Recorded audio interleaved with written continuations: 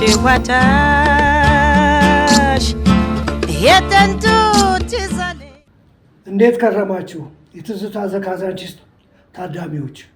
ባለፈው ሳምንት ስለ ህፃናት ማሳደጊያ ባቀረብኩት ጥያቄ መሰረት አንድ ህፃናት ማሳደጊያ ያደገ ልጅ መልስ ሰጥቶኛል። ብስራት ንጉሴ ይባላል። ነዋሪነቱ አሜሪካ ነው። ያቀረብኩትን ጥሪ ተከትሎ ደውሎልኝ ነበር። ትዝታውን አካፍሎኛል። አብረን እንከታተለው። ችዋታሽ የጠንቱ ትዛለ ቃል በገባነው ጊዜና ጥራት መሰረት 4 ብሎኮችን በሴምሲና በአያት ለውድ ደንበኞቻችን ቁልፍና ካርታ አስረክበን ኑሮ አስጀምረናል። ዝቋላ ፓርክ ቪው አፓርትመንት በፕሪሚየም ሎኬሽን ቦሌ አትላስ መስቀለኛው ጋር የአዲስ ዙ ፓርክ እይታ ያላቸው ከአፍሪካ ትልቁ ወተር ፓርክ ፊት ለፊት ለኢንቨስትመንት ቢሉ ለመኖሪያ እየተመቹ በኮሪደር ልማት ያሸበረቁ በወንዝ ዳር ልማት ደግሞ የደመቁ አፓርትመንቶችን በወለል 4 ቤቶች ብቻ በ20% ቅድመ ክፍያ ከባለ 1 እስከ ባለ 3 መኝታ አማራጭ ያላቸው ሌክዠሪ አፓርትመንቶችን በሙሉ ማጠናቀቂያ ከዝቋላ ሪል ስቴት የ34 ዓመት የኮንስትራክሽን ልምድ ባለው ዝቋላ ኮንስትራክሽን ሲስተር ካምፓኒ ዝቋላ ሪል ስቴት ለሽያጭ የቀረቡት እነዚህ አፓርትመንቶች 20% ቅድሚያ ከፍለው ቀሪውን ደግሞ ከወለድ ነጻ ተረጋግተው የሚከፍሉበትን እድል አመቻችተንሎታል። ለበለጠ መረጃና የወደፊት ቤቶን ለመጎብኘት አሁኑኑ ይደውሉልን። ዝቋላ ሪል ስቴት።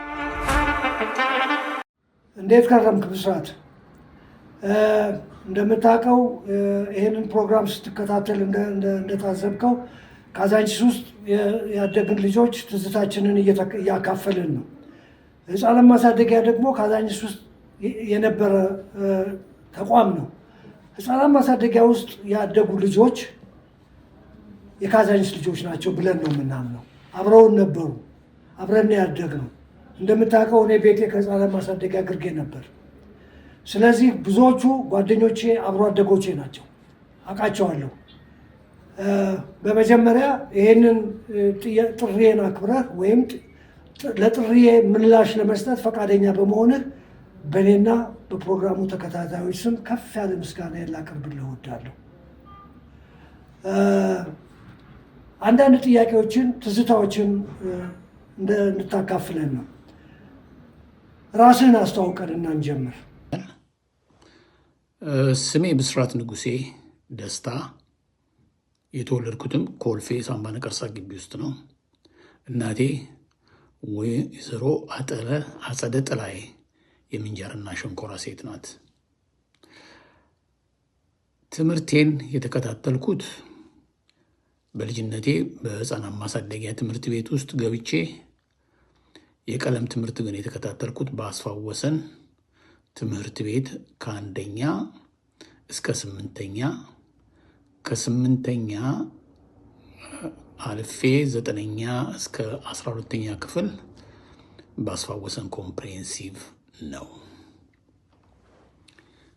እንግዲህ እድገቴ ያው በካዛንቺስ አካባቢ ለተወሰነ ጊዜ ኖሬያለሁ። ለማንኛውም ወደ ዋናው ጥያቄ ልመለስና ህፃናት ማሳደጊያን እንዴት ተቀላቀልክ ብለህ ጠይቀኸኛል። በእርግጥ ህፃናት ማሳደጊያን እንዴት እንደተቀላቀልኩ ብናገር በአንድ ወርድ ሊተረጎም ወይ በአንድ ወርድ ሊገለጽ የሚችል አይደለም። በነገራችን ላይ ይቅርታ አድርግልኝና ቪዲዮ ፊት ለፊት ብዙ መቀመጥ ስለማይችል አይኔ መነጽር እንዳደርግ ጠይቃለሁ። ምክንያቱም ብዙ ሰዎች ፊታቸውን ማሳየት አይፈልጉም። እኔ ግን ለዛ ነው መጀመሪያ የገለጽኩት። ከዚሁ እቀጥላለሁ። ህፃናት ማሳደጊያን እንዴት ተቀላቀልክ? እንዴት ነው የገባኸው? እንግዲህ እኔ ስወለድ አባቴ እና እናቴ የሚኖሩት በሳምባ ነቀርሳ ግቢ ውስጥ ነው። ሳምባ ነቀርሳም ገና እንደተከፈተ ነው። በወቅቱ ግርማዊ ቀዳማዊ ኃይለ ሥላሴ ሳምባ ነቀርሳን ለመጎብኘት ሲመጡ በዛ አካባቢ የሚኖሩ ከ10 እና ከ15 ቤቶችም አይበልጡም። እዛም የምንኖረው ልጆች በጣም ጥቂቶች ነን። እኔ በዛን ጊዜ እርግጥ ምንም ባላየውም የስድስት ወር ልጅ ስለሆንኩኝ ወንድሜ እኔን አቅፎ ጃንሆይን ለማየት ግር ብለው ይሄዳሉ።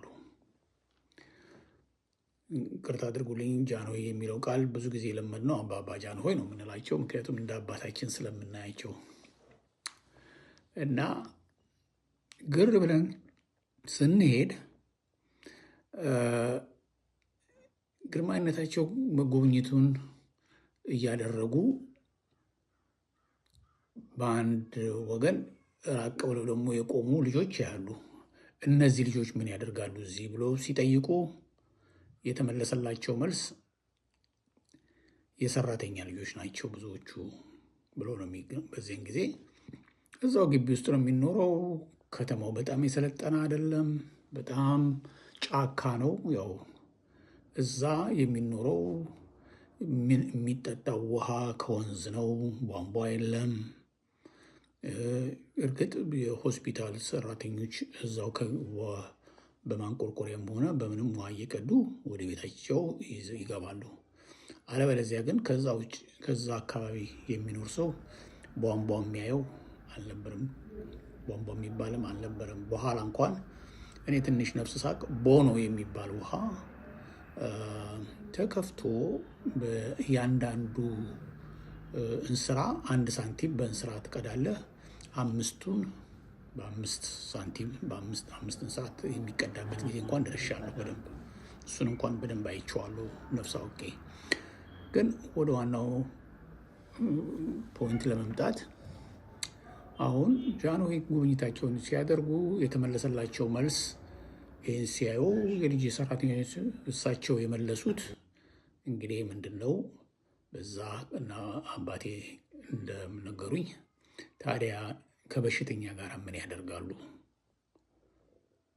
ይሄ አካባቢው አንደኛ የቲቪ በሽታ ወይ የሳምባ ነቀርሳ በሽታ፣ ሁለተኛ ኢንፍሉዌንዛ የሚባለው የተከሰተበት፣ ሶስተኛ ይሄ የኤሌፋንቲስ ዲዚዝ ከውሃ የሚመጣ ብዙዎቹን የሚያጠቃ ስለነበረ እኛም ለበሽታ እንዳንጋለጥ በአስቸኳይ ትእዛዝ ሰጥተው ለአባ ሐና ትእዛዝ ይሰጣሉ።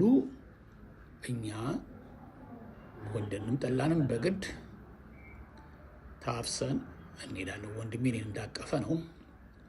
ታፍሰን ወደ ፉል ውሃ፣ የድሮ ፉል ውሃ ወስደው እዛ ገላችንን አጥበው ለሌሎቹ በሽታ እንዳናጋባ ይመስለኛል። ይህን ማውራው እንግዲህ የ6 ወር ልጅ ነኝ ስገባ፣ ግን ይሄ እንደተነገረኝ ነው ከአባቴ እንደሰማሁ ነው። ገላችንን አሳጥበው ወደ ህፃናት ማሳደጊያ ያስገቡናል። ሌላው ጥያቄ በአንተ ግምት ህፃናት ማሳደጊያ የተቋቋመበት ዓላማ ምንድን ነው ትላለህ? ህፃናት ማሳደጊያ በዚያን ጊዜ የተቋቋመው በእርግጥ ህፃናቶችን ለማሳደግ አይደለም። ህፃናቶች ለምሳሌ ወንድሜ በዚያን ጊዜ ትልቅ ልጅ ነው፣ ህፃን አይደለም፣ እኔን ያቀፈ ነው። ሌሎችም ከሱ ጋር የነበሩት ተለቅ ያሉ ነበሩ። ግን በወቅቱ የነበረው ህፃናት ማሳደጊያ በትምህርት ሚኒስቴር ስለሚተዳደር ቦርዲንግ ስኩል እንደነ ሚኒሊክ፣ እንደነ ቃስ፣ እንደነ አርበኞች፣ እንደነ መድኃኔዓለም ያሉት በሙሉ ቦርዲንግ ስኩል ነበሩ በወቅቱ። እና እኛ በጣም ህፃናቶች የመጨረሻዎቹ ህፃናቶች ስለነበርን አንደኛ እዛም ለማስገባት ይከብዳል። ምክንያቱም ራሱ ትምህርት ቤቱ ሞልቷል። በወቅቱ በቂ ሰዎች ብዙ የሉም። ግን በትምህርት ቤት ውስጥ የሚማረው ተማሪ በጥቂት ነው ለቦርዲንግ ስኩል። ለምሳሌ ለመውሰድ እኔ እንኳን ትንሽ ከፍ እስከምል ድረስ በህፃናት ማሳደጊያ ውስጥ 144 ልጆች ነበርን። ከዛ በላይ እንኳን ለመጨመር ይከብዳል። እና አስፋወሰንና ሌሎችም ትምህርት ቤቶች ወንድሞች ትልልቆች የዛ ስለሄዱ በዚያን ጊዜ ከዛም በላይ የነበሩ ሲያወሩት እያንዳንዱ ክፍል ለምሳሌ ኤቢሲ የሚባለው ነገር እንትን የለም። እዛው ቦርዲንግ ናቸው። አንድ ክፍል የአንደኛ ክፍል አንድ ክፍል አለው፣ ሁለተኛ ክፍል እንደዚህ ክፍል አለው። እንደዛ እና ብዛቱ በጣም ጥቂት እንደነበር ሲናገሩ ሰምቻለሁ። እና በዚያን ጊዜ እንግዲህ ከህፃናት ማሳደጊያ እንደገባን ምንድን ነው እኛ ህፃናቶች እንድናድግ ይደረጋል። ትልልቆቹን ወደ ሌላ ትምህርት ቤት ይልኳቸዋል። ሌላ ትምህርት ቤት ላይ ይማራሉ። እንግዲህ የኔ አገባብ ዋናው በዚያን ጊዜ በነበረው ሲቹዌሽን ክሰት፣ የበሽታ ክሰት ዋናው በዛ ምክንያት ነው ህፃናት ማሳደጊያ ልገባ የቻልኩት። እኔም ብቻ ሳይሆን ከሌሎችም አካባቢ የመጡትንም በዚሁ አጋጣሚ ልናገረው ይችላሉ። ብዙዎቹ የመጡት ከየሆስፒታል አካባቢ ነው። በየሆስፒታሉ በሽታ ባለበት አካባቢ የሚኖሩ ቤተሰቦቻቸው እንደዛ ካሉ በየትምህርት ቤቱ ከገብረ ክርስቶስ አለ፣ ከጳውሎስ አለ፣ እንደዚሁም ደግሞ ከዳግማ ሚኒሊክም የመጡ አሉ። በዚያን ጊዜ እንዲያውም ልጆች ሆነን የኮልፌ ልጆች እያሉ ይጠሩን ነበር። አንዳንዶችን የዚህ አካባቢ ልጆች በአካባቢው እንትን ካታጎሪ ሰጥተው እንደሚጠሩን አስታውሳለሁ። እንግዲህ ዋናው ፍሬ ነገር የህፃናት ማሳደጊያ የገባሁት በዚህ ምክንያት ነው።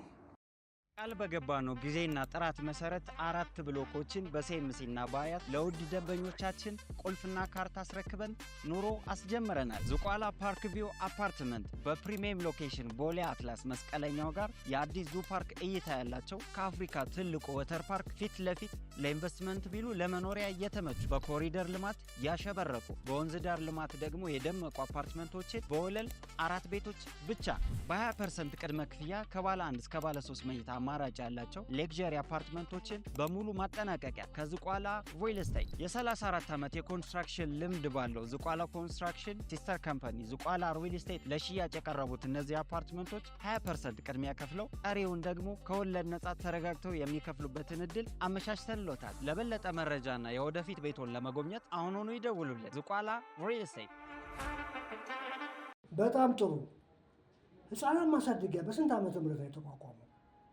ህፃናት ማሳደጊያ አንድ እንትን ነበረን፣ አርማ ነበረን፣ ፍላግ ነው። እሱም ፍላግ ይዘን ሰልፍ ስንወጣ ህፃናቶች ሆነን በየቦታው ሰልፍ በሚኖርበት ጊዜ ይዘን እንወጣለን። ግን እኛ ህፃናቶች ነን፣ በሞግዚት ነው የምንወጣው። ከኛ ትልልቆች ከኋላችን ተሰልፈዋል። እንደዛ ትዝ የሚለኝ ጽሁፉ የሚለው በ1943 ዓመተ ምህረት ህፃናት ማሳደጊያ እንደተቋቋመ የካዛንቺሱ።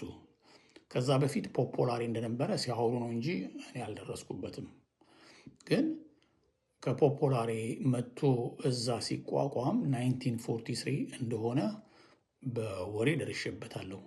ተቋሙ እንግዲህ የተቋቋመው በዚያን ጊዜ አስተዳደሩ በትምህርት ሚኒስቴር ነው። እንደ ኪንደር ጋርደን ነበረ አጀማመሩ ይመስለኛል። ልጆችን ማቆያ፣ ከዛ በኋላ ወደ ትምህርት ቤት ሲያልፉ ወደ የሚቀጥለው ትምህርት ቤት ወይ ወደ አስፋወሰን ወይ ወደ ተፈሪ መኮንን ወይንም ወደ ሚኒሊክ ይላኩ ነበር አስታውሳለሁኝ። እና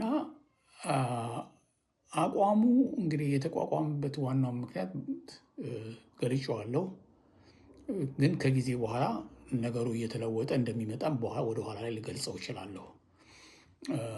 እንግዲህ አቋሙ የተቋቋመው ያው በቀዳማዊ ኃይለ ሥላሴ ድጋፍ ነው። በዚያን ጊዜ ልጅነት ነው። በጣም ከ4 ዓመትና እስከ 5 ዓመት ሆኖኛል። በአሁን ጊዜ ይህን ስም እንግዲህ ልናገር የሚችለው በወቅቱ ተፈሪ ሻሮ የሚባል እንደ ዳይሬክተር፣ የትምህርት ቤቱ ዳይሬክተር ሳይሆን የበላይ ከአባህና ጋር የሚመጣ ሰው ነበር። አልፎ አልፎ አባህና እየመጡ ይጎበኛሉ። አንዳንድ ነገር የጎደለ ነገር ካለ እንዲሟላ ያደርጋሉ። በዚያን ጊዜ በአባህና ስር ነው ለማለት ይቻላል። እንግዲህ አቋሙ አድሚኒስትሬሽኑ ያው በትምህርት ሚኒስቴር ስር እንደነበረ እንደሰማሁት ከሆነ አቶ አካል ወርቅ ማን እንደሆኑ አላቅም። ብቻ የአባታቸውን ላስት ኔማቸውን አላቅም። ወደኋላ ከሰው ጠይቄም ላገኘው ይችላለሁ። ግን በዚያን ጊዜ እሳቸው ደግሞ ከበላይ ከትምህርት ሚኒስቴር እንደነበሩ እንደነበረ ሰዎች ነግረውኛል። እንደምታስታውሰው ህፃናት ማሳደጊያ ውስጥ የነበሩ ህፃናቶች ነበሩ። ጤናቸው እንዴት ነበር የሚጠበቀው? መቼም ከቤተሰብ የተለዩ ስለሆኑ ሞግዚቶችን ቢኖሯቸው በሚታመሙበት ሰዓት ሕክምናቸው እንዴት ነበር የሚያገኙት? በህፃናት ማሳደጊያ ውስጥ ያለን ከልጅነታችን ጀምሮ እንደ ማንኛውም ክትባት ይሰጣል። በየጊዜው ክትባት ይደረግልናል።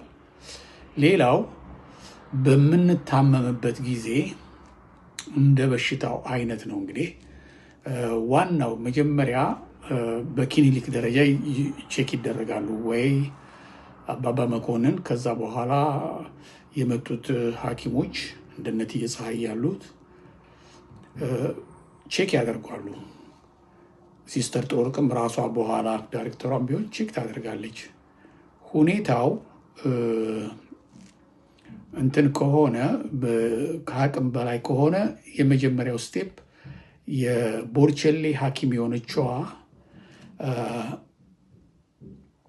የሚስተር ወይንም ደግሞ የዶክተር ታልቦት ባለቤት እሷ ትመጣለች። ምናልባት ልታውቃትም ትችላለህ። ግብፃዊ ናት።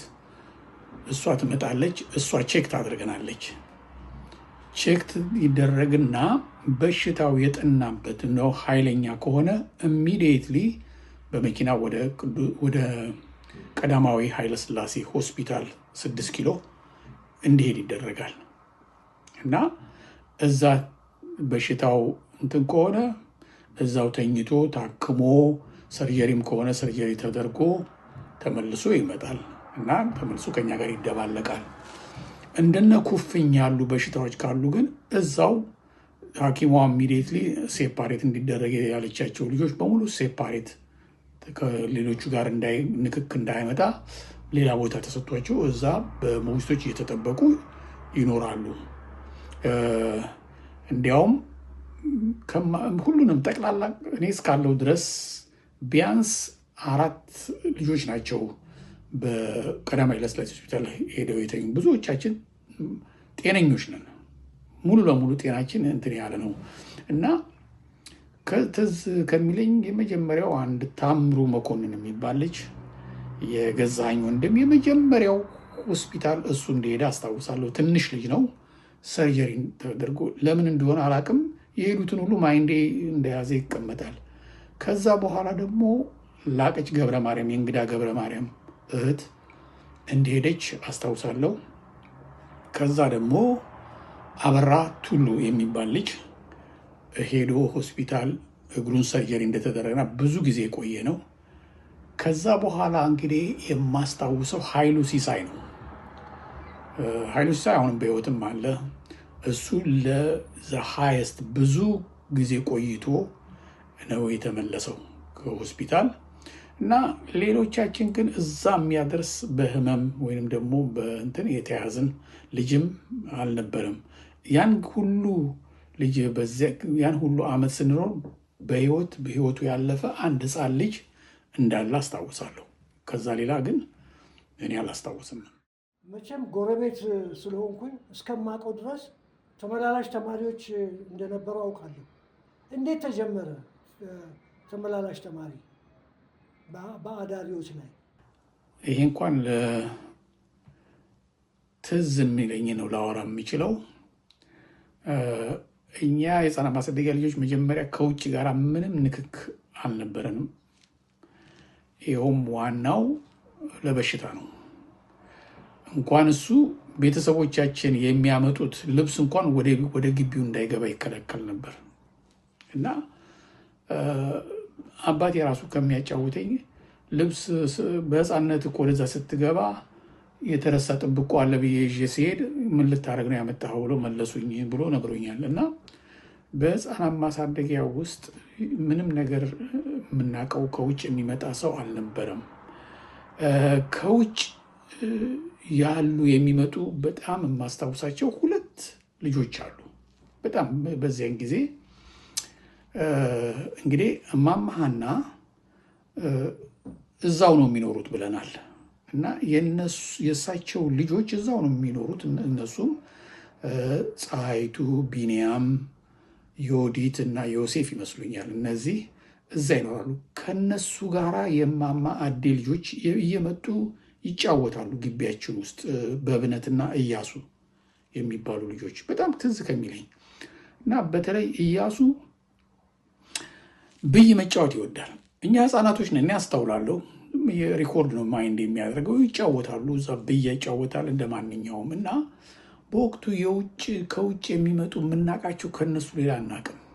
በቃ ይመጣሉ፣ እነሱ ተጫውተው ይሄዳሉ። ማማዴ ይገባሉ።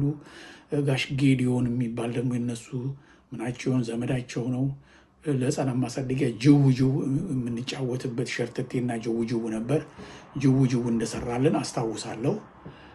እሱ ሌላው እንግዲህ በኋላ ላይ መጀመሪያ የተመላላሾች ሲጀመር ትዝ የሚለኝም አባ ውቡ ነበሩ። እንግዲህ በወቅቱ የመጀመሪያዎቹ ታዱ ነገደና ካሱ ነገደ፣ ህፃን ነኝ ግን ጀስት ሪመምበር ታዱ ነገደና ካሱ ነገደ የሚባሉ ገቡ። እዛ በጣም ትልቅ ከምንላቸው በሁለተኛ ስቴጅ ላይ ባሉ ልጆች ጋር ነው ተደባልቀው። በዚያን ጊዜ ትልቅ የተባሉት እንደነ አበበ ኃይሌ የነበሩት ወደ አስፋወሰን ሄደዋል። እነ የኔ ወንድም ምናምን እነሱ ሄደዋል። ከነሱ በታች ያሉት እዛው ግቢ ውስጥ የሚማሩ የነበሩት እነሱ ከነሱ ጋር ገቡ። ሌላው አንድ የማስታውሰው ሲራክ ደበበ ነው። በጣም ጎበዝ ሲራክ ደበበ ብዙም አልቆየ። ተመላላሽ ከጀመሩት የመጀመሪያዎቹ ተመላላሽ ተማሪዎች ከጀመሩት አንዱ ነው ለማለት ይችላለሁ። በጣም እጁን ሲያወጣ ጥያቄ ሲጠይቅ ወዲያው ይመልሳል። እኛ ፍጥጥ ብለን የምናውቀው የለም። እሱ ግን እያጣደፈ ነበር የሚመልሰው። እሱን አስታውሳለሁ። ከዛ ነው እንግዲህ ቀስ እያለ ተማሪዎቹ እየጨመረ የመጣው እና እንግዲህ ከዛ ጊዜ ጀምሮ ያለው ከኡራኤል አካባቢ ብልጠራቸው ይችላለሁ ብቻ ካስፈለገም እነ ሽመልስ መካሻ፣ ሌላ ኤባ አስታውሳለሁ። አባቱ በዚያን ጊዜ አውራ ጎዳና ነው የሚሰሩት ትዝ ይለኛል። እና ይሄ ሁሉ ትዝታው ይኖረኛል። የሽመልስ መካሻም ወንድም ትንሽ ልጅ ህፃናቶች ነን እኛ ተመላላሽ ነበር እና እንደዚህ አይነት የነበረው እንትን በመካከላችን ቀስ እያለ ግንኙነት ስለነበረ እያንዳንዳችን የግል ሸሪኮች አዘጋጀን። ያ ነው እንግዲህ ያ ተመላላሽ የተጀመረው ከዛ ጊዜ ጀምሮ ነው። የቆሎ ልውውጥ፣ የዳቦ ልውውጥ ምናምን ብርቱካን ሰተን ቆርኪ ሰተው ምናምን የሚባለው ከዛ ነው። እንግዲህ ከዛ በኋላ ነው ከስንት ዓመት በኋላ እንግዲህ አቶ አስራት ሲለቁ ተመላላሽ ትምህርት ቤቱም እየተዘጋ አቶ ይሽጥላ የያዘ። በዚያን ጊዜ የነበሩትን ተማሪዎች 11 ልጆች ወደ ሚሊተሪ እንዲገቡ ተደረገ። ከሱ በፊት 5 ልጆችም እንደዚሁ ወደ ሚሊተሪ እንዲገቡ ተደረገ። በተለያየ ክፍል ነው የሚገቡት። እንደዛ ተደርጎ ከዛ በኋላ ነው እንግዲህ የተመላላሾችም የቆመው፣ እኛም ወደ አስፋወሰን የሄድ ነው። እስከዛ ድረስ ነው ማስታውሰው። ቃል በገባ ነው ጊዜና ጥራት መሰረት 4 ብሎኮችን በሴምሲና በአያት ለውድ ደንበኞቻችን ቁልፍና ካርታ አስረክበን ኑሮ አስጀምረናል። ዝቋላ ፓርክ ቪው አፓርትመንት በፕሪሚየም ሎኬሽን ቦሌ አትላስ መስቀለኛው ጋር የአዲስ ዙ ፓርክ እይታ ያላቸው ከአፍሪካ ትልቁ ወተር ፓርክ ፊት ለፊት ለኢንቨስትመንት ቢሉ ለመኖሪያ እየተመቹ በኮሪደር ልማት ያሸበረቁ በወንዝ ዳር ልማት ደግሞ የደመቁ አፓርትመንቶችን በወለል 4 ቤቶች ብቻ በ20% ቅድመ ክፍያ ከባለ 1 እስከ ባለ 3 መኝታ አማራጭ ያላቸው ሌክዠሪ አፓርትመንቶችን በሙሉ ማጠናቀቂያ ከዝቋላ ሪል ስቴት የ34 ዓመት የኮንስትራክሽን ልምድ ባለው ዝቋላ ኮንስትራክሽን ሲስተር ካምፓኒ ዝቋላ ሪል ስቴት ለሽያጭ የቀረቡት እነዚህ አፓርትመንቶች 20% ቅድሚያ ከፍለው ቀሪውን ደግሞ ከወለድ ነጻ ተረጋግተው የሚከፍሉበትን እድል አመቻችተንሎታል። ለበለጠ መረጃና የወደፊት ቤቶን ለመጎብኘት አሁኑኑ ይደውሉልን። ዝቋላ ሪል ስቴት። ጃንሆይ እየመጡ ይጎበኟቸው እንደነበር አስታውሳለሁ። በየሳምንቱ ይሁን በየ15 ቀኑ ይሁን ግን አላውቅም። ምንድን ነበር ይዘውላችሁ የሚመጡት? እስኪ ከምታስታውሰው። እርግጥ ጃንሆይ በጣም በየጊዜው በጣም ስለሚወዱን በየጊዜው ማክሰኞ በጣም ትዝ ይለኛል። ማክሰኞ ይመጡ ነበር። በሚመጡበት ጊዜ ከመምጣታቸው ቀደም ተብሎ የሚጠጣ በዚያን ጊዜ ኮካኮላ የለም፣ ዞማልኮ የሚባል ነው ትዝ ይለኛል። የዞማልኮ መጠጦች እና ሌላው ደግሞ አረንቻታ በዞማልኮ ስር የሚተዳደሩ የተለያዩ ከለር ያላቸው ኮካኮላ ይመስላል፣ አንዱ ኦራንጅ ይመስላል። እንደዛ አይነት ጠርሙሱ ላይ ትዝ የሚለኝ እንደ ንግስት በእጇ እንደዚህ ያዘች በትረ ነገስት ነው እንደዚህ ያዘች ስዕል አለበት እሱ ጠርሙሱ ላይ ትዝ ከሚለኝ እና በዚያን ጊዜ እሱ ይመጣል። ከዛ አንዳንዴ ኬክ፣ አንዳንድ ጊዜ ደግሞ ብስኩት፣ አንዳንድ ጊዜ ደግሞ ኬክ ለየት ያለ ተምር እና ወይን፣ በየጊዜው ወይን ዘቢብ በየጊዜው ይመጣልን ነበር እና ሲመጡ በተቻላቸው መጠን ሁላችንንም በቃ ከጎናችን ነው ቁጭ ብለን ወንበር ላይ እየበላን እያለ አጠገባችን እየዞሩ ይመለከታሉ ከላይ ከታች ድረስ። በአንድ ወቅት ላይ እኔ በጣም ከማስታውሰው እንግዲህ ቦታውን መግለጽ አለብኝ ምክንያቱም ልጅነት ነው፣ ብቻ ልገልጸው እችላለሁ። እኔ የተቀመጥኩት ጀርባዬን ለዋና መግቢያው ኦፖዚት ነው። ከፊት ለፊታችን ትልልቆች ልጆች በሲኒማ ቤት ወንበር በሚመስል ላይ ተቀምጠዋል። በመካከላችን የምግብ ጠረጴዛ አለ። የእኛ አግዳሚ ወንበር ነው እስከ መደገፊያ ያለው እና በዚያን ጊዜ ክታብ አስረን በሞግዚት ነው እንትን የሚያበሉን እየተቆጣጠሩ ግራና ቀኝ ወደፊትና ወደኋላ እያሉ ያጎርሱናል። አንዳንዴ ብላ ብለው ይቆጣሉ፣ አንዳንዴ በእጃችን እንድንበላ ያደርጉናል። እና እንደዛ ልጅነት በነበረበት ጊዜ እኔ ትዝ ከሚለኝ ጃንሆይ ባባ ጃንሆይ ከበር ይገባሉ። ከበር ሲገቡ ፊቴን በጣም ወደ እሳቸው እዛ ፎቶግራፉ ላይ ልክ እንደዛ ነው ያለው። ፊቴን ወደ እሳቸው ስትሬት ነው ያዞርኩትኝ። ፊት ለፊት አዙሬ ስመለከት ቀጥታ በቃ እንደገቡ ቀጥታ ወደ እኔ ነው የመጡት። ስትሬት ነው የመጡት እና ይጠይቁኛል፣ ስምህ ማን ነው የሚለው ጥያቄ ስጠየቅ ልጅ ነኝ እኔ፣ እንደ ስትሬንጅ ነው የማያቸው፣ ልጅ ነኝ።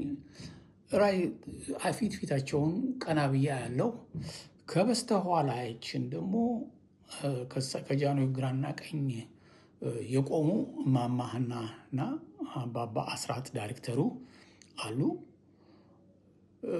እማማ ሀና በእጃቸው ተናገር የሚለውን በጣታቸው እንደዚህ ወደ ሰማይ ሀ ያደርጉኛል።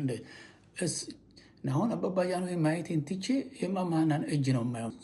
ጃንሆይም በቃ ጠየቁ 3-4 ምንም መልስ አላገኙም። ቀጥታ ነው የሄዱት። አልፈውኝ ይሄዳሉ። እሱን አስታውሳለሁ። ሌላው በጣም ከሚገርመው ነገር ያዩትን ነገር ጃንሆይ አይረሱም። በእውነት ነው የምናገረው። ይሄ ፌክ ይመስላል እንጂ ያዩትን ነገር አይረሱም። ስትሬት በዛም በስንተኛው ቀን ፊት ለፊት ነው የመጡት። እንግዲህ በሳምንቱ ይሆን በ2 ሳምንቱ ይሆን መጡ። ሲመጡ ቀጥታ አሁንም ጥያቄያቸው ምንድን ነው? ከየት ነው? አሁን ደግሞ ስምህ አይደለም ከየት ነው የመጣው?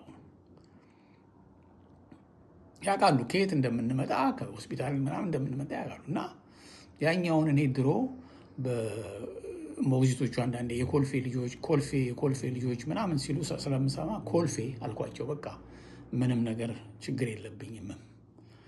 እና እሳቸውም ሳቅ ብለው አልፈው ይሄዳሉ። እና ጃንሆይ በየጊዜው እንደ ወቅቱ የተለያዩ ነገሮችን ሲያዩ የሚታረም ነገር ካለ ይታረማሉ። ጃንሆይ እንግዲህ ብዙ ጊዜ ማክሰኞ እንደሚመጡ የታወቀ ነው። ከዛ ከታህሳስ ጦርነት በኋላ ግን ተቋርጧል። በቃ ለ5 ዓመት የሚሆን አልመጡም። በቃ ለ5 ዓመት የሚሆን ጭራሽ አልመጡም ጃንሆይ። ይኸውን ያወቅኩበት ዋናው ምክንያት ምንድን ነው? በወቅቱ ዳይሬክተር የነበሩት አቶ አስራት ግቢውን ከትምህርት ቤት ለቀው ከስራ ለቀው በሳቸው ቦታ የተተካው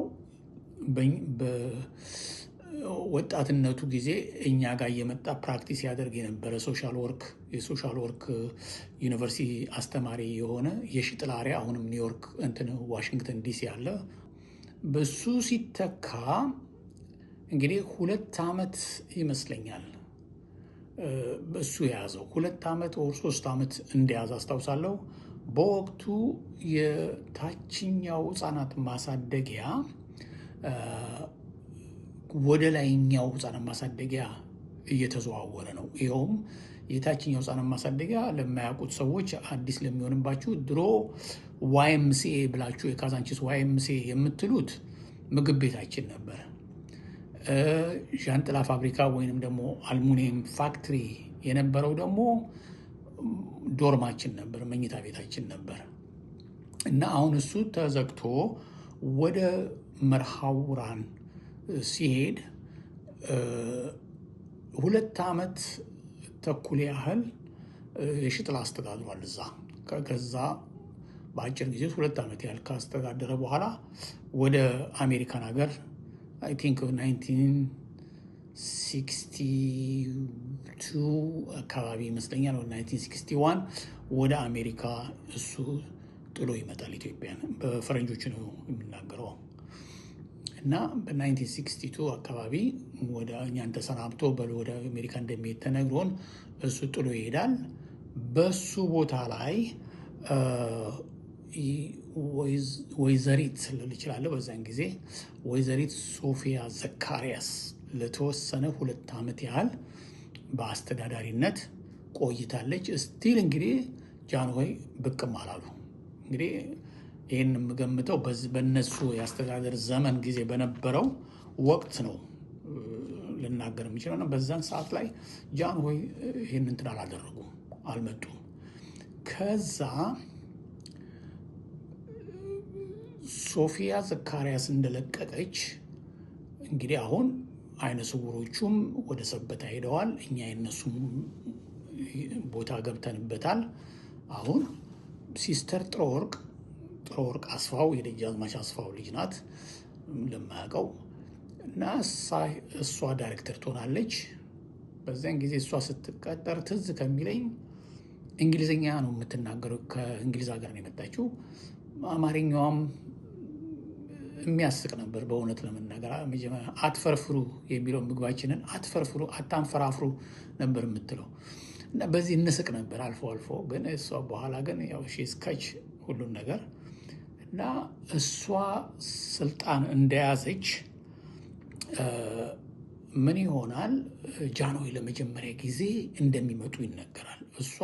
እሷ ኮሚኒኬት እንዳደረገቻቸው 100% የባለስልጣን ሰው ስለሆነች እተማመናለሁ። ምክንያቱም የቀዳማዊ ኃይለ ሥላሴ በጎ አድራጎት የአቶ አበበ ከበደ ባለቤት ናት እና ወዲያው እሷ ኮሚኒኬት እንዳደረገች እጠረጥራለሁ።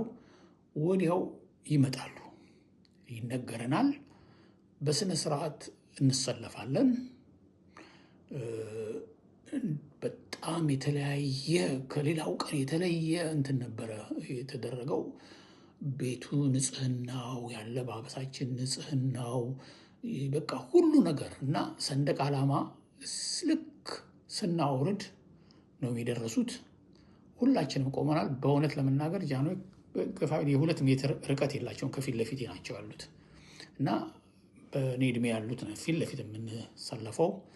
በወቅቱ አስታውሳቸዋለሁ ማማ እንደነበር ከፊት ለፊት ካስታወሱ። አሁን ሰንደቅ ዓላማው ይወርዳል። ሰንደቅ ዓላማው ሲወርድ ጃንሆይ ልብ ብለው ያዳምጣሉ። ያንን ሰንደቅ ዓላማ አወራርስን እስከ መጨረሻው አዳመጡ። አሁን እንግዲህ ሰንደቅ ዓላማው እንደወረደ ወደ ምግብ ቤት ነው የምንገባው። ወረደ። ልክ እዛው ሰንደቅ ዓላማ ወርዶ እንዳለቀ በመጨረሻው ላይ ጃንሆይ ቀስ ብለው እዛው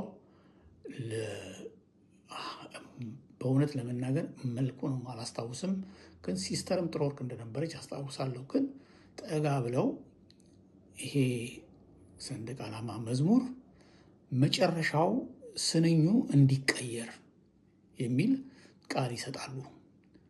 ያብ ስንኙ ምንድን ነው እንግዲህ ሁላችሁም ታውቁት እንደሆነ የድሮ መዝሙር አንደኛው ደሙን ያፈሰሰ ነው፣ ሁለተኛው ተጣማጅ አርበኛ ነው እና የመጨረሻው የአርበኞች ነው። የመጨረሻው ኮንክሉዥኑ ያኮራሻል አርበኝነታችን ነበር እና የጠዋቱም የማታውም በኋላ ላይ ጃንሆይ ያኮራሻል ንጉሠ ነገሥቱ እንዲባል ትእዛዝ ይሰጣሉ። ከዛ ጊዜ ጀምሮ ስናወርደው ያኮራሻል ንጉሠ ነገሥቱ የሚለውን ቃል አዳፕት አደረግን። ይሄ ደግሞ ሐሰት ነው የምትሉ ከሆነ ከታህሳስ በፊት የነበረውን መዝሙር ካወቃችሁ ግጥሙን እዩት እና እዛ ላይ እንትን ልታደርጉት ትችላላችሁ። እና የታረመው እኛ ግቢ ውስጥ ነው።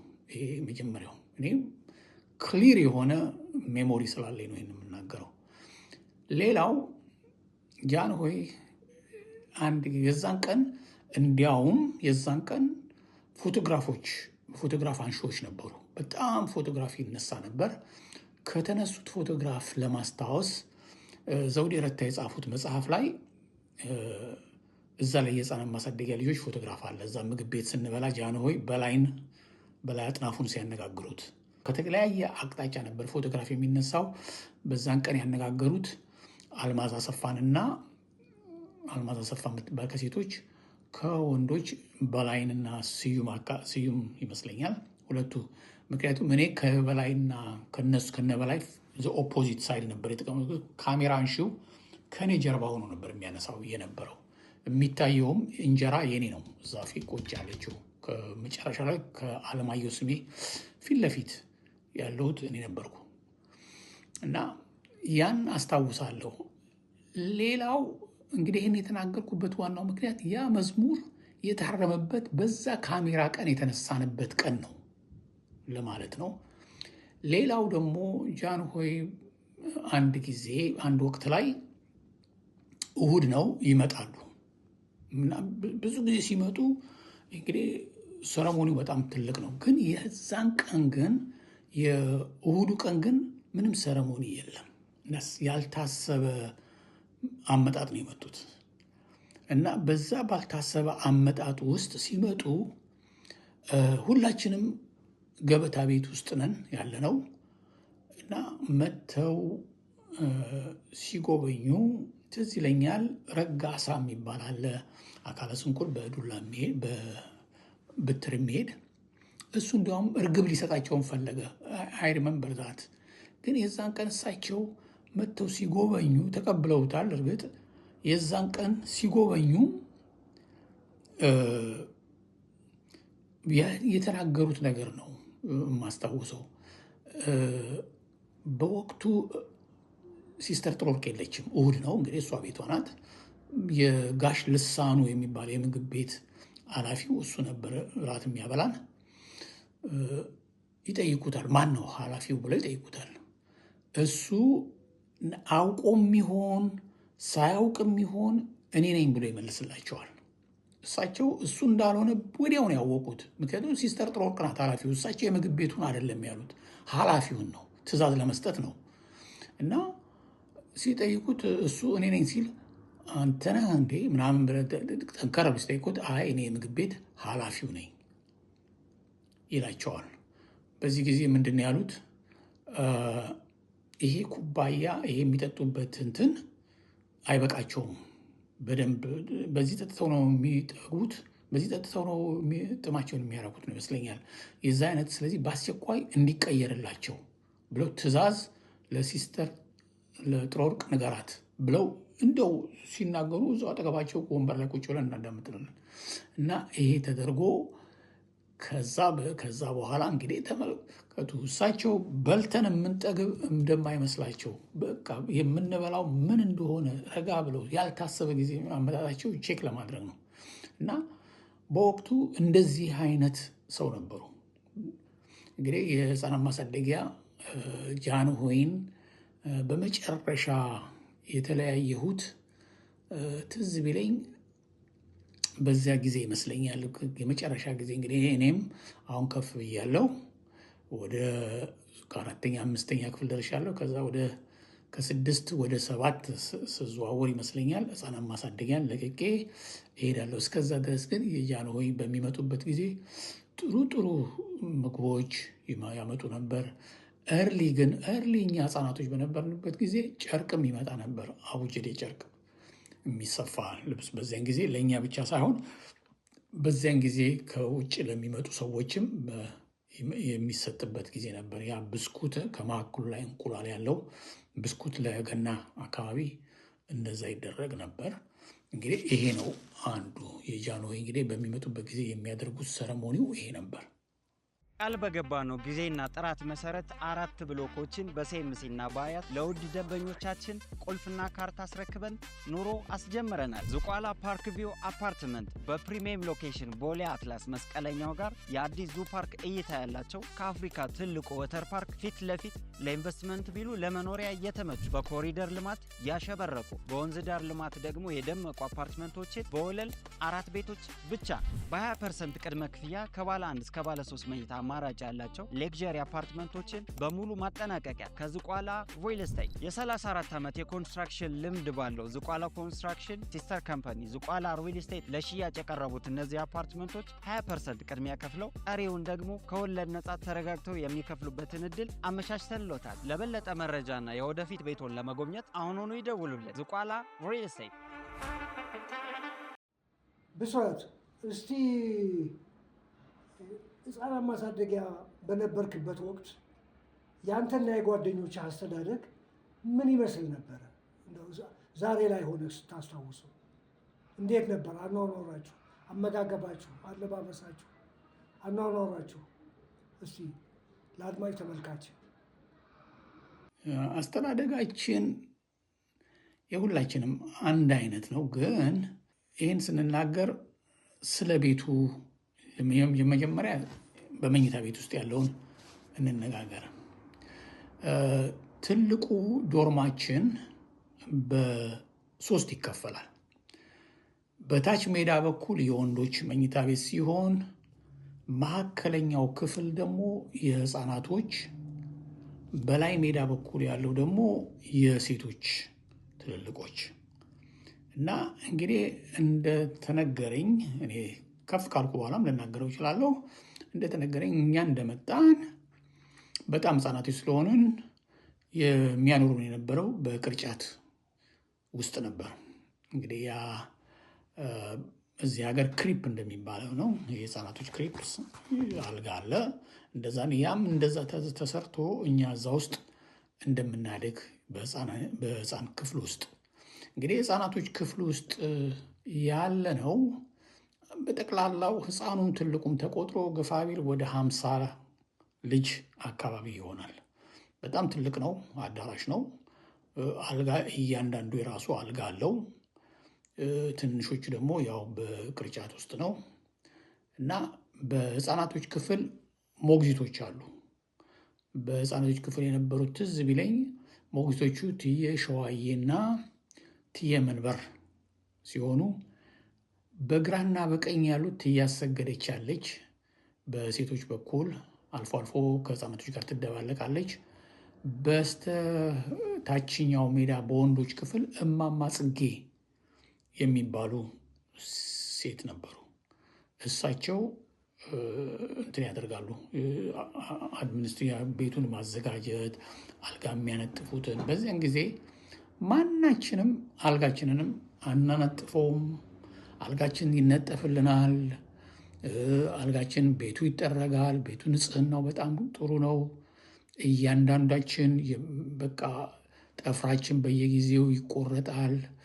ፀጉራችን በዚያን ጊዜ ይላጩናል። አንዳንዴ ቁንጮ ያደርጉታል። አንዳንዴ የኋላ ላይ በቶንዶስ ሁሉ መቁረጥ ሁሉ ተጀምሮ ነበር እና እንደዛ ነው እንግዲህ የመኝታ ቤታችን። በመኝታ ቤታችን ውስጥ እንግዲህ እድገት ሲመጣ አሁንም ማውራው ጠቅላላ ስለ ዶርም ነው። እድገት ሲመጣ ምንድን ነው የሆነው? እንግዲህ እኛም ከቅርጫት ወጥተን አልጋ መያዝ ስንጀምር ከኛ ደግሞ ትንሽ ተለቅ ያሉ ሴቶችም ሆነ ወንዶቹ ወደ ሴቶቹ ክፍል፣ ወንዶቹ ወደ ወንዶቹ ክፍል እንዲዘዋወሩ ይደረጋል። እኛ ደግሞ ከፍ እስከምንል ድረስ ያው በሞግዚት እዛው መካከለኛው ክፍል እንጠበቃለን። በወቅቱ ትዝ ከሚለኝ ምንጣፍ ይነጠፍና ምንጣፉ ላይ ያስቀምጡናል። በቃ ምግብ ቤት ሄደን አንበላም። ምክንያቱም ምግብ ቤቱን ለመሄድ ደረጃ መውረድ አለ። 10 ስቴፕ አለ በመግቢያው ላይ፣ ወደ መኝታ ቤት መግቢያው ላይ። እሱ ስለሚያስፈራቸው ከእሱን ይጋርዱታል እና ወደ እሱ እንዳንሄድ እዛ ያስቀምጡናል። እና እኛ እዛው ከምግብ ተሰርቶ ይመጣል። እኛ እዛ በቤት በሞግዚቶቹ ፊድ እንደረጋለን። ከጊዜ በኋላ እኛም ማደጋችን አይቀርም፣ እናድጋለን። ስናድግ መጀመሪያ የሆነውን እዚህ ላይ ነው እንግዲህ ታሪኩ እዚህ ላይ ነው። አሁን እድገት መጣ። አሁን የመጀመሪያው ቦታ እየጠበበ ሲመጣ እኛን አድገናል፣ ነፍስ አውቀናል። ከኛ ጋር ህፃናቶች ያሉ ሴቶችም አድገዋል። አሁን እንግዲህ መተፋፈርም ይመጣል። በዚህ ጊዜ ምን ተደረገ? አዲሱ ቤት የሚባል ለወንዶች ተሰራ። ኮንትራት ማሪዮ የሚባል ነው ኮንትራክተሩ እና ተሰርቶ ካለቀ በኋላ እዛ ትልልቆቹ የተባሉ ወንዶች እዛኛው ቤት አዲሱ ቤት እንዲገቡ ተደረገ። አሁን የሴቶቹ ጉዳይ ነው። መጀመሪያው እንግዲህ ከህፃናት ማሳደጊያ የወጣችዋ ልጅ ጽጌ ጣሰው ስትሆን ከዛ በኋላ 13 ይወጣሉ። እነዚህ ከወጡ በኋላ አሁን ከህፃናቶች ቤት የነበሩትን ሴቶች ወደዛኛው ክፍል ያዘዋውሯቸዋል። እንግዲህ አንድ ነገር ልብ ማለት የነበረብን ትልቁ ጥያቄ መጠየቅ ያለባቸው እውነት ህፃናት ማሳደጊያ ከሆነ ህፃናቶች መምጣት አለባቸው። ህፃናት የሚባል በጋሼ ሽጥላ ጊዜ ህፃናት የሚባል የለም። በእንትና በወይዘሪት ሶፊያ ጊዜ ህፃን የሚባል ልጅ የለም አቶል። እኛ ነን በቃ ከኔ ወይንም ከኔ በ3 እና በ2 ዓመት በ3 በ4 ዓመት የሚያንሱ ልጆች አሉ። ግን እኛ አሁን ሁላችንም አድገናል፣ ትልልቆች ሆነናል፣ ነፍስ አውቀናል። ሁላችንም ፊደል እንቆጥራለን፣ ምን ብለናል። ሌላ ቤቢ የሚባል ነገር የለም በጠቅላላው። በወቅቱ እንግዲህ ዶርማችንን ሲያከፋፍሉን ከዛ በኋላ ከተለያየ አገር ከተለያየ ጠቅላይ ግዛት በቃ የሚመጡ ልጆች ይመጡ ጀመረ። ቤተሰቦቻቸውን ሽፍታ የገደለባቸው እንደዚህ ሲሆን ያመጡ ጀመር። ለየት ያውም ትልልቆች ናቸው፣ ትንንሾች ሳይሆን ተለቅ ተለቅ ያሉ ናቸው። ሆስፒታል ተወልደው ትዝ ከሚለኝ ሆስፒታል ተወልደው ከሆስፒታል ቤተሰቦቻቸው መጥተው ለሕክምና እዛው ሲያሳክሟቸው ቆይተው በችግር ምክንያት እዛ አልቤርጎ ችግር ነው መቼም እዛ አይታደርም። ስለዚህ እነሱ ልጆቻቸውን ሆስፒታል ሰጥተው የት ይደሩ? ያለው አማራጭ ወደ መጡበት ሀገር መመለስ ነው። ወደ ሀገራቸው ሲመለሱ ስልክ የለም፣ መገናኛ የለም። አሁን እነዚህ ልጆች ሲድኑ የት ይኬዳል? ስለዚህ አሁን እነዚህ ልጆችን መጥተው ወደ እኛ ወደ ህፃናት ማሳደጊያ ያመጧቸዋል። አሁን ተቋሙ ትንሽ ከድሮው ለየት ያለ የመጣው በሲስተር ጥሩወርቅ ጊዜ ነው እና በእንደዚህ አይነት ተጠራቅመን ነበር።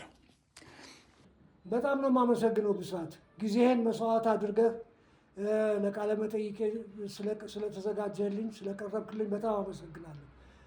በቀጣይ ፕሮግራም እንደምንገናኝ ተስፋ አለኝ። ከጊዜ እጥረት አኳያ እዚህ ላይ ልናበቃ ነው።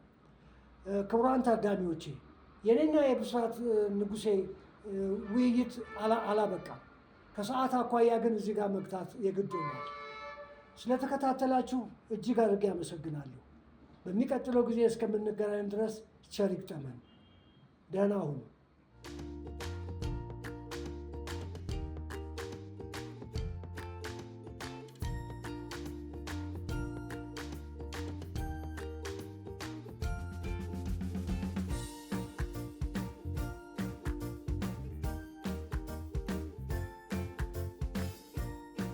Uchi watash,